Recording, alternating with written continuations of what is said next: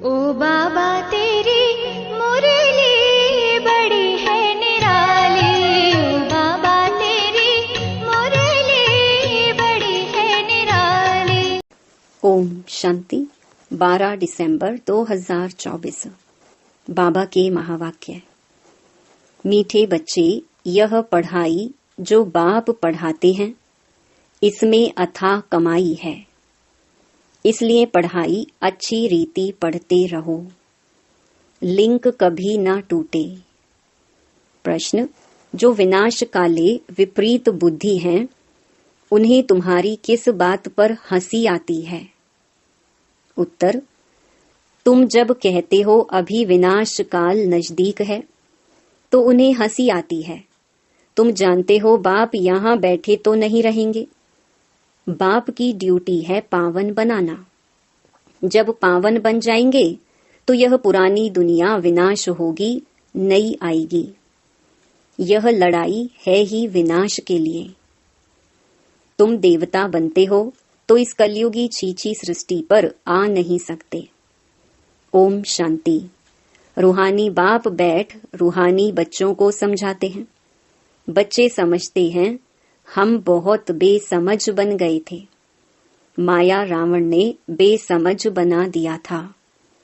यह भी बच्चे समझते हैं कि बाप को जरूर आना ही है, जबकि नई सृष्टि स्थापन होनी है। त्रिमूर्ति का चित्र भी है। ब्रह्मा द्वारा स्थापना, विष्णु द्वारा पालना, शंकर द्वारा विनाश। क्योंकि करन करावन हार तो बाप है ना। एक ही है जो करता है और कराता है। पहले किसका नाम आएगा? जो करता है, फिर जिस द्वारा कराते हैं। करन करावन हार कहा जाता है ना। ब्रह्मा द्वारा नई दुनिया की स्थापना कराते हैं। यह भी बच्चे जानते हैं हमारी जो नई दुनिया है, जो हम स्थापन कर रहे हैं, इसका नाम ही है देवी देवताओं की दुनिया। सतयुग में ही देवी देवता होते हैं। किसी और को देवी देवता नहीं कहा जाता। वहां मनुष्य होते नहीं। है ही एक देवी देवता धर्म, दूसरा कोई धर्म ही नहीं। अभी तुम बच्चे स्मृति में आए हो कि बरोबर हम देवी देवता थे। निशानियां भी हैं। इस्लामी, बौद्धि, क्रिश्चियन आदि सबकी अपनी अपनी निशानी है। हमारा जब राज्य था तो और कोई नहीं था। अभी फिर और सभी धर्म हैं। हमारा देवता धर्म है नहीं। गीता में अक्षर बड़े अच्छे अच्छे हैं, परंतु कोई समझ नहीं सकते। बाप कहते हैं विनाश काले विपरीत बुद्धि और विनाश काले प्रीत बुद्धि। विनाश तो इस समय ही होना है। बाप आते भी हैं संगम युग पर, जबकि चेंज होती है। बाप तुम बच्चों को बदले में सब कुछ नया देते हैं। वह सोनार भी है, धोबी भी है, बड़ा व्यापारी भी है। बिरला ही कोई बाप से व्यापार करे। इस व्यापार में तो अथाह फायदा है। पढ़ाई में फायदा बहुत होता है। महिमा भी की जाती है कि पढ़ाई कमाई है। वह भी जन्म जन्मांतर के लिए कमाई है। तो ऐसी पढ़ाई अच्छी रीति पढ़नी चाहिए ना। और पढ़ाता भी बहुत सहज हूँ। सिर्फ एक हफ्ता समझकर फिर भल कहाँ भी चले जाओ। तुम्हारे पास पढ़ाई आती रहेगी, अर्थात मुरली मिलती रहेगी, तो फिर कभी लिंक नहीं टूटेगी। यह है आत्माओं की परमात्मा के साथ लिंक। गीता में भी यह अक्षर हैं, विनाश काले विपरीत बुद्धि विनश्यन्ति, प्रीत बुद्धि विजयन्ति। तुम जानते हो इस समय मनुष्य एक दो को काटते मारते रहते हैं। इन जैसा क्रोध व विकार और कोई में होता नहीं। यह भी गायन है कि द्रौपदी ने पुकारा। बाप ने समझाया है तुम सब द्रौपदियां हो। भगवानुवाच, बाप कहते हैं बच्चे अब विकार में नहीं जाओ। मैं तुमको स्वर्ग में ले चलता हूँ, सिर्फ तुम मुझ बाप को याद करो। अब विनाश काल है ना, किसकी भी सुनते नहीं, लड़ते ही रहते हैं। कितना उनको कहते हैं शांत रहो, परंतु शांत रहते नहीं। अपने बच्चों आदि से बिछुड़कर लड़ाई के मैदान में जाते हैं। कितने मनुष्य मरते ही रहते हैं। मनुष्य की कोई वैल्यू नहीं। अगर वैल्यू है, महिमा है, तो इन देवी देवताओं की। अभी तुम यह बनने का पुरुषार्थ कर रहे हो। तुम्हारी महिमा वास्तव में इन देवताओं से भी जास्ती है। तुमको अभी बाप पढ़ा रहे हैं। कितनी ऊंच पढ़ाई है। पढ़ने वाले बहुत जन्मों के अंत में बिल्कुल ही तमो प्रधान हैं। मैं तो सदैव सतो प्रधान ही हूँ। बाप कहते हैं, मैं तुम बच्चों का ओबीडियंट सर्वेंट बनकर आया हूँ। विचार करो, हम कितने छी बन गए हैं। बाप ही हमको वाह वाह बनाते हैं।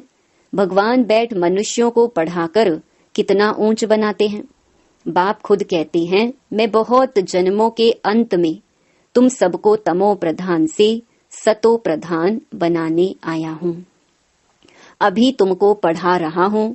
बाप कहते हैं, मैंने तुमको स्वर्गवासी बनाया, फिर तुम नरकवासी कैसे बने, किसने बनाया? गायन भी है, विनाश काले विपरीत बुद्धि विनश्यन्ति, प्रीत बुद्धि विजयंती। फिर जितना जितना प्रीत बुद्धि रहेंगे, अर्थात बहुत याद करेंगे, उतना तुम्हारा ही फायदा है। लड़ाई का मैदान है ना। कोई भी यह नहीं जानते हैं कि गीता में कौन सी युद्ध बताई है। उन्होंने तो फिर कौरवों और पांडवों की युद्ध दिखाई है। कौरव संप्रदाय, पांडव संप्रदाय भी हैं, परंतु युद्ध तो कोई है नहीं। पांडव उनको कहा जाता है जो बाप को जानते हैं, बाप से प्रीत बुद्धि है। कौरव उनको कहा जाता है जो बाप से विपरीत बुद्धि है। अक्षर तो बहुत अच्छे अच्छे समझने लायक हैं। अभी है संगम युग। तुम बच्चे जानते हो, नई दुनिया की स्थापना हो रही है। बुद्धि से काम लेना है। अभी दुनिया कितनी बड़ी है। सतयुग में कितने थोड़े मनुष्य होंगे। छोटा झाड़ होगा ना, वह झाड़ फिर बड़ा होता है। मनुष्य सृष्टि रूपी यह उल्टा झाड़ कैसे है, यह भी कोई समझते नहीं है। इनको कल्प वृक्ष भी कहा जाता है। वृक्ष का नॉलेज भी चाहिए ना। और वृक्षों का नॉलेज तो बहुत बहुत इजी है, झट बता देंगे। इस वृक्ष का नॉलेज भी ऐसा इजी है, परंतु यह है ह्यूमन वृक्ष। मनुष्यों को अपने वृक्ष का पता ही नहीं पड़ता है। कहते भी हैं गॉड इज क्रिएटर, तो जरूर चैतन्य है ना। बाप सत है, चैतन्य है, ज्ञान का सागर है। उनमें कौन सा ज्ञान है, यह भी कोई नहीं समझते हैं। बाप ही बीज रूप चैतन्य है। उनसे ही सारी रचना होती है। तो बाप बैठ समझाते हैं, मनुष्यों को अपने झाड़ का पता नहीं है। और झाड़ों को तो अच्छी रीति जानते हैं। झाड़ का बीज अगर चैतन्य होता तो बतलाता ना, परंतु वह तो है जड़।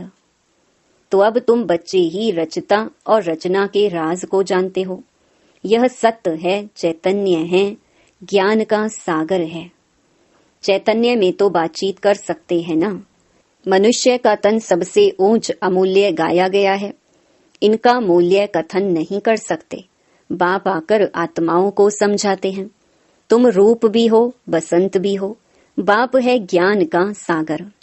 उनसे तुमको रतन मिलते हैं। यह ज्ञान रतन है। जिन रत्नों से वह रतन भी तुमको ढेर मिल जाते हैं। लक्ष्मी नारायण के पास देखो कितने रतन हैं। हीरे जवाहरों के महलों में रहते हैं। नाम ही है स्वर्ग, जिसके तुम मालिक बनने वाले हो। कोई गरीब को अचानक बड़ी लॉटरी मिलती है तो पागल हो जाते हैं ना।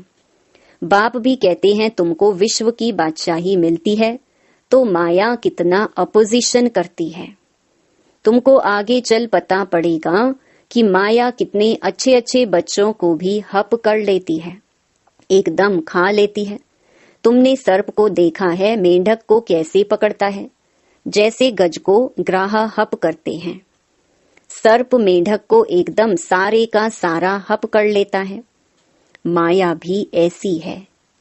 बच्चों को जीते जी पकड़कर एकदम खत्म कर देती है, जो फिर कभी बाप का नाम भी नहीं लेते हैं। योग बल की ताकत तुम्हारे में बहुत कम है। सारा मदार योग बल पर है। जैसे सर्प मेढक को हप करता है, तुम बच्चे भी सारी बादशाही को हप करते हो। सारे विश्व की बादशाही तुम सेकंड में ले लेंगे। बाप कितना सहज युक्ति बताते हैं, कोई हथियार आदि नहीं। बाप ज्ञान योग के अस्त्र शस्त्र देते हैं, उन्होंने फिर स्थूल हथियार आदि दे दिए हैं। तुम बच्चे इस समय कहते हो हम क्या से क्या बन गए थे। जो चाहे सो कहो, हम ऐसे थे जरूर। भल थे तो मनुष्य ही, परंतु गुण और अवगुण तो होते हैं ना। देवताओं में दैवी गुण हैं, इसलिए उन्हों की महिमा गाते हैं। आप सर्व गुण संपन्न, हम निर्गुण हारे में कोई गुण नहीं। इस समय सारी दुनिया ही निर्गुण है, अर्थात एक भी देवताई गुण नहीं है। बाप जो गुण सिखलाने वाला है उनको ही नहीं जानते, इसलिए कहा जाता विनाश काले विपरीत बुद्धि। अब विनाश तो होना ही है संगम युग पर, जबकि पुरानी दुनिया विनाश होती है और नई दुनिया स्थापन होती है। इनको कहा जाता है विनाश काल। यह है अंतिम विनाश, फिर आधा कल्प कोई लड़ाई आदि होती ही नहीं। मनुष्यों को कुछ भी पता नहीं है, विनाश काले विपरीत बुद्धि है, तो जरूर पुरानी दुनिया का विनाश होगा ना। इस पुरानी दुनिया में कितनी आपदाएं हैं, मरते ही रहते हैं। बाप इस समय की हालत बतलाते हैं, फर्क तो बहुत है ना। आज भारत का यह हाल है, कल भारत क्या होगा। आज यह है, कल तुम कहाँ होंगे। तुम जानते हो पहले नई दुनिया कितनी छोटी थी, वहां तो महलों में कितने हीरे जवाहर आदि होते हैं। भक्ति मार्ग में भी तुम्हारा मंदिर कोई कम थोड़ी ही होता है। सिर्फ कोई एक सोमनाथ का मंदिर थोड़ी ही होगा। एक कोई बनाएगा तो उनको देख और भी बनाएंगे। एक सोमनाथ मंदिर से ही कितना लूटा है। फिर बैठ अपना यादगार बनाया है, तो दीवारों में पत्थर आदि लगाते हैं। इन पत्थरों की क्या वैल्यू होगी। इतने छोटे से हीरे का भी कितना दाम है। बाबा जौहरी था, एक रत्ती का हीरा होता था 90 रुपया रत्ती। अभी तो उसकी कीमत हजारों रुपया है, मिलते भी नहीं। बहुत वैल्यू बढ़ गई है। इस समय विलायत आदि तरफ धन बहुत है, परंतु सतयुग के आगे यह कुछ भी नहीं है। अब बाप कहते हैं विनाश काले विपरीत बुद्धि है। तुम कहते हो विनाश समीप है, तो मनुष्य हंसते हैं। बाप कहते हैं मैं कितना समय बैठा रहूंगा, मुझे कोई यहाँ मजा आता है क्या। मैं तो न सुखी न दुखी होता हूँ। मेरे ऊपर ड्यूटी है पावन बनाने की। तुम यह थे, अब यह बन गए हो, फिर तुमको ऐसा ऊंच बनाता हूँ। तुम जानते हो हम फिर वह बनने वाले हैं। अब तुमको यह समझ आई है, हम इस दैवी घराने के भांति थे। राजाई थी, फिर ऐसे अपनी राजाई गंवाई, फिर और आने लगे। अब यह चक्कर पूरा होता है। अभी तुम समझते हो लाखों वर्ष की तो बात ही नहीं है। यह लड़ाई है ही विनाश की। उस तरफ तो बहुत आराम से मरेंगे, कोई तकलीफ नहीं होगी। हॉस्पिटल्स आदि ही नहीं होंगे। कौन बैठ सेवा करेंगे और रोएंगे। वहां तो यह रस्म ही नहीं। उन्हों की मौत सहज होती है। यहाँ तो दुखी होकर मरते हैं, क्योंकि तुमने सुख बहुत उठाया है। तो दुख भी तुमको देखना है। खून की नदी यहाँ ही बहेगी। वह समझते हैं यह लड़ाई फिर शांत हो जाएगी, परंतु शांत तो होनी नहीं है। मिरुआ मौत, मल्लू का शिकार।